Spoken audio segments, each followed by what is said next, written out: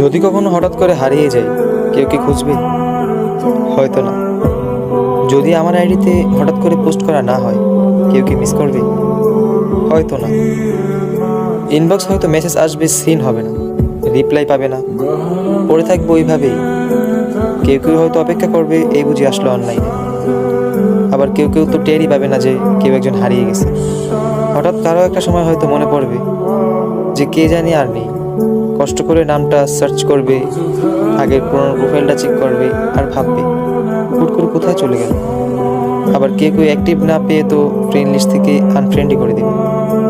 যখন আমি থাকবো না, আমার স্মৃতিগুলি কি কারো মনে পড়বে? হয়তো না, আবার হয়তো হ্যাঁ। তবে হারাতে হবে, হারাতে হয়। কেউ আয়োজন করে হারায়, কেউ হুট করে হারায়। আমি না হয় হুট করেই হারিয়ে যাব।